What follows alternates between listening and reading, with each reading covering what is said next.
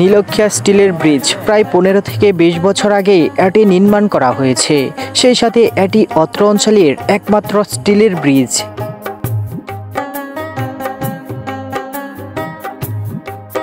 স্টিলের ব্রিজে প্রবেশের আগের এই পথটার সৌন্দর্যই তো অন্যরকম। সারি সারি বৃক্ষ শোভিত ছায়াঘেরা এই পথে চলতে মনকে শিহরিত করবে দারুণভাবে।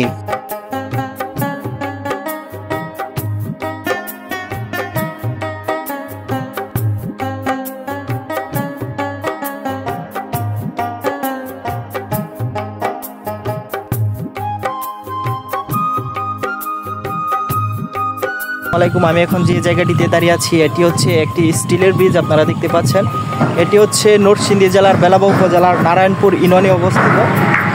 আপনারা যদি দেখেন, দেখুন এই ব্রিজের নিচে কিন্তু একটি নদী রয়েছে। আসলে এটি কিন্তু নদী না, এটি হচ্ছে পুরাতন ব্রহ্মপুত্র নদীর একটি শাখা। আর দেখুন এর চারপাশে কিন্তু বিভিন্ন ফসলি জমি রয়েছে, পানি রয়েছে। আর এখানকার পরিবেশটা কিন্তু খুবই মনোমুগ্ধকর আর একেবারে গ্রাম্য পরিবেশ। দেখুন কি সুন্দর এর চারপাশের পরিবেশ। নীলক্ষিয়া কিংবা সাল্লাবাদ ইউনিয়নের গ্রামগুলোতে প্রবেশ করার মূল সেতু এটি। এই সেতুটি নির্মাণের আগে বাঁশের সাঁকো দিয়ে পারাপার হতো মানুষ। বিগত 40 থেকে 50 বছর আগে এই জায়গাটিতে একটি ব্রিজ নির্মাণের কথা থাকলেও তা আর বাস্তবায়ন হয়ে ওঠেনি। মাত্র কয়েকটি পিলার নির্মাণের পর বন্ধ হয়ে যায় সেই সেতু নির্মাণের কাজ। সেই সেতুরই একাংশ এখনও দেখতে পাবেন এখানে।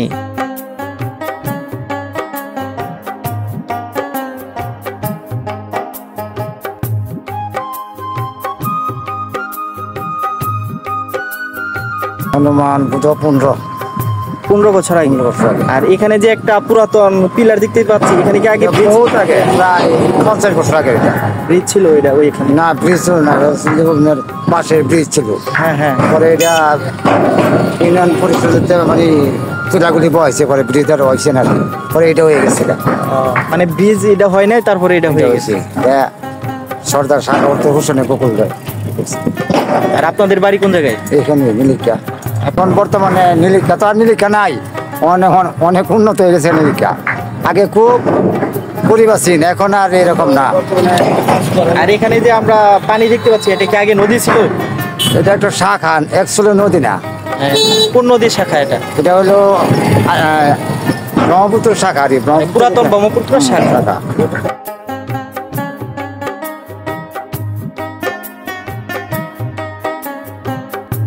বিচিত্র ধর্মীয় এই সেতুটি দেখতে অনেক সময় অনেকেই আসেন এখানে। এই সেতুটি দুপাশে ফসলি জমি রয়েছে অনেক, বিশেষ করে দুপাশের জমিগুলোতে সবজি চাষ করা হয় ব্যাপক।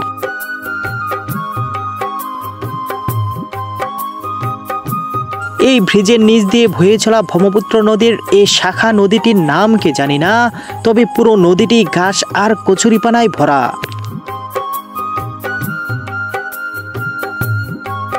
এই নদীতে এই মুহূর্তে যে জলটুকু দেখতে পাচ্ছেন তা মূলত বর্ষাকালের প্রভাবে।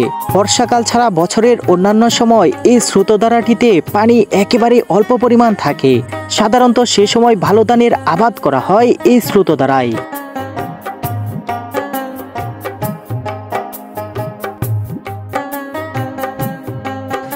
বন্ধুরা, আমি এখন যে জায়গাটিতে দাঁড়িয়ে আছি এটি হচ্ছে ব্রিজের নীলক্ষিয়া প্রান্ত। দেখুন আমার পিছনে হচ্ছে একটি বিশাল বড় গাছ রয়েছে, আর পাশাপাশি এই পাশে কিন্তু সেই ব্রিজটি অবস্থিত।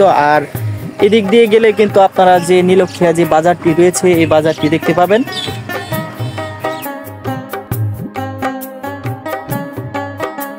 নীলক্ষিয়া স্টিলের ব্রিজ থেকে মাত্র কয়েকশো মিটার উত্তরে নীলক্ষিয়া বাজারের অবস্থান। এই বাজারটির পাশেই রয়েছে একটি উচ্চ বিদ্যালয়, রয়েছে নীলক্ষিয়া সরকারি প্রাথমিক বিদ্যালয়। এই উচ্চ বিদ্যালয়টি মাত্র 1 বছর আগে নির্মাণ করা হয়েছে।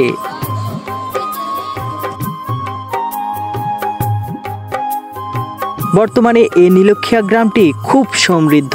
শিক্ষা দীক্ষা ও অর্থনীতিতে এই অঞ্চল থেকে সবচেয়ে এগিয়ে এই গ্রামটি। এছাড়াও এখানে এলে বাজারটির 3 মাথার মোড়ে একটি মুক্তিযুদ্ধ চত্বর দেখতে পাবেন। 1971 সালের মুক্তিযুদ্ধে অনেকেই অংশগ্রহণ করেছিলেন এই গ্রাম থেকে। মূলত তাদের শরণার্থেই এখানে একটি চত্বর নির্মাণ করা হয়েছে।